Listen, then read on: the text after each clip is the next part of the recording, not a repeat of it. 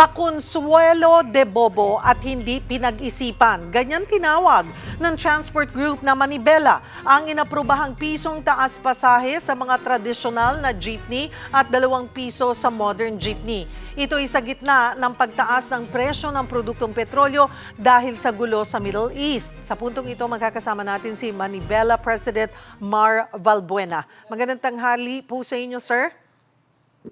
Magandang tanghali, Cheryl, at magandang tanghali po sa lahat ng nakasubaybay po ngayon. At nagpahayag nga kayo ng pagkadismaya dito sa inaprubahang fare hike. Magkano po ba ang mas makatarungang halaga ng taas pasahe para sa inyong hanay? Doon sa tanong niyo po, Ma'am Cheryl, dapat po ay at least 2 pesos man lang yung in-increase po ng pamasahe.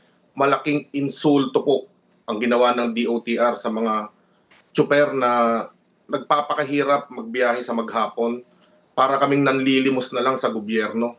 Hindi po ito makatarungan, hindi po ito makatwiran dahil nga po kung ikukumpara doon sa itinaas ng krudo, mahigit 100% na po ang itinaas mula sa 55 pesos, mahigit 100 pesos na po ngayon, Ma'am Cheryl. Dapat po pinag-iisipan, pinag-aaralan itong mabuti, hindi yung tumingin lang sa langit at sasabihin ay magtataas na tayo. Hindi po ito makatwiran. At mas lalo lamang po nilang pahihirapan dito ang mga tsuper dahil po sa inis, sa galit. Isipin niyo po yung piso na increase sa 16 kung makakapagpuno po kami ng pasahero sa isang jeep. Average po na 16 na pasahero.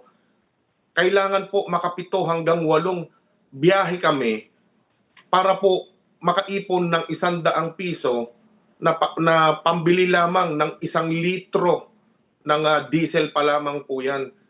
Yan po ba ang kwentada ng mga matatalinong nakaupo sa DOTR? Hindi po ito tama at sana ho mabago pa ito habang ho mataas ang presyo ng mga produktong petrolyo, Ma'am Cheryl. Sabi nyo nga po ay sana mabago pa. So ano ho ang inyong magiging susunod na hakbang dahil ipatutupad na ito starting Thursday? Siguro ho, kung maipatupad man ito, ay hahabol po tayo. Subukan natin na i-adjust din namin yung aming mga position letter para po dito o petition letter. Ma'am Cheryl, talagang hindi po talaga ito makatarungan.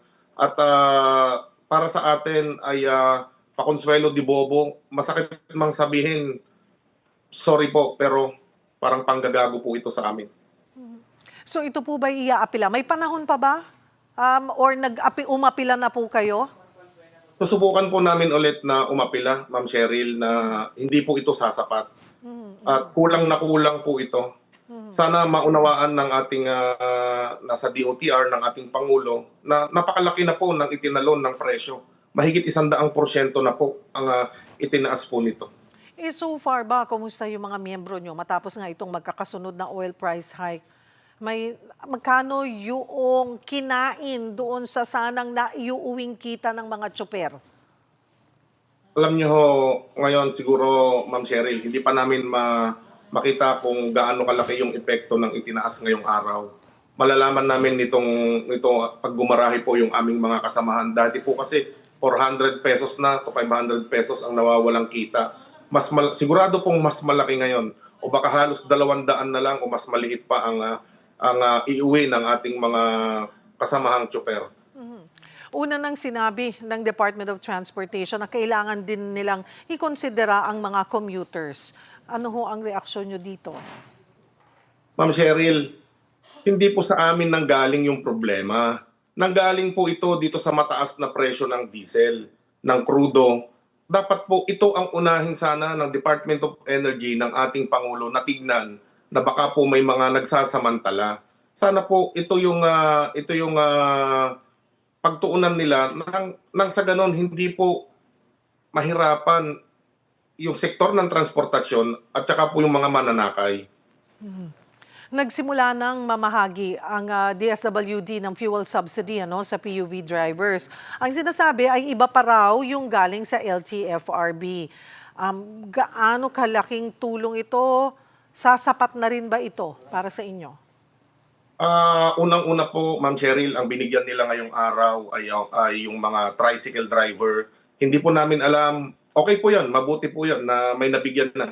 Hindi po lang namin alam kung kailan po sa mga jeepney, sa UB Express at sa TNBS. At maisingit ko lang, maidagdag ko lang, Ma'am Cheryl, kung walang taripa, hindi kami pwedeng maningil ng dagdag pasahe. Fair med. Dito mas malaki pa yung ibabayad namin sa kukunin naming per matrix. Dati po, 3 years o 4 years ago, ang per matrix po ay nagkakahalaga na ng 500 piso. Tapos ang dinagdag mo ngayon, na taas pasahe ay piso lamang. Hindi po ba insulto ito sa amin? Panggagago po talaga ito sa amin, Ma'am Cheryl. Mas mauna pang kumita yung gobyerno kaysa sa amin. Kaya po kami nagagalit, kaya kami nanggagalaiti. Hindi po namin maitago yung pagkainis, pagkadismaya at pagkagalit dito sa gobyerno. Hindi ho kaya pwedeng i-apela ba na i-waive na lang yung bayad sa fare matrix since iba nga ang sitwasyon ngayon? Opo, Ma'am Cheryl, ano? Kasi talagang marami ang lumalapit sa atin ngayon na hirap na hindi na po namin din alam ang sasabihin sa mga members namin kung ano pang tulong ang pwede namin i-extend sa kanila. Yun lamang pong pag-aayos ng mga listahan ng mabibigyan ng ayuda, napakahirap din kasi kailangan bumiyahin itong aming mga kasamahan. Yung mga nag-aasikaso nito doon sa samahan, alam naman natin na bumibiyahe din sila. So, doon pa lang, sana tulong ang ibigay ng gobyerno, hindi po limos. Ano pa ho ba yung iba pang solusyon na nais nyong ipatupad ng pamahalaan para nga matulungan ang mga driver? Alam niyo, matatalino po yung mga nandiyan dyan eh. May isa pang solusyon bukod dito, yung isuspend yung excise tax ng mabilis sana. At itong value added tax, kung hindi man nila matanggal ng buo, matapyasan man lang sana. Malaking bagay po yung 15 piso hanggang 20 piso na mababawas po dito sa bigat ng presyo ng petrolyo, lalo na po sa crudo, Ma'am Cheryl. Sa March 19 ay ikinasa ng grupong Pisto ng protesta. May plano rin ba ang Manibela na lumahok o gumawa ng sariling protesta? Dapat po, Ma'am Cheryl, kahapon pa kami magtitigil pasada. Naudlot lang ito kasi pinagbigyan natin ng gobyerno na nanawagan tayo, pinakinggan natin na magbibigay sila ng ayuda, i-suspend itong excise tax at magkakaroon ng fare increase. Pero nakita natin, bukod doon sa napakabagal na pagkilos nitong mga nasa gobyerno, siguro lahat na po ng mga concern dito, wala nga tayong makita na nagpatawag man lang ng emergency meeting ang Malacanang, ang palasyo para maibsan po yung paghihirap ng taong bayan. Hindi lamang po sa sektor ng transportasyon, kundi sa buong bansa po natin. Wala tayong makita eh. Turuan lang ng turuan kung kailan. Pasapasahan lang ng bola. Hindi, wala na po kaming makitang liwanag pa dito sa paghahanap buhay po namin, kundi pabulusok po pababa yung nakikita po namin dito. So kayo ho ay magsasagawa ng sarili nyong kilos protesta? Opo, simula ngayon ay kasimula po kanina nung marinig namin ay sa mga chat po namin ay nagpupulong-pulong na ho kami kung makikilahok ba kami or susundan namin itong susunod na itong naunang welga po o tigil pasada ng kasama nating pistol. Siguro, Sir Mark. Pero definitely, Ma'am Cheryl, definitely, pagka ganito pa rin, mas malaking tigil pasada po yung gagawin po natin sa mga susunod na araw.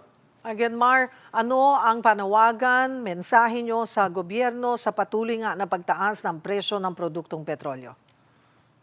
Sana maging seryoso po kayo. Nasa gitna po tayo ng krisis. Hindi po laro ito. Kung sa amin nyo lang din iaasa, napakarami pong magagaling dyan sa gobyerno na pwede sanang makatulong po sa amin. Ano po ang ginagawa ninyo? Wag ho kayong tumunganga. Wag hong puro pagalingan lang. Wag ho ninyong i-divert sa iba yung issue. Tutukan nyo po yung paano maibsan yung paghihirap po ng taong bayan. Hindi lamang po yung mga pati po yung mga maliliit nating kababayan na apektado po nitong paglobo po ng presyo ng mga produktong petrolyo. Maraming salamat, Manibela President Mar Valbuena.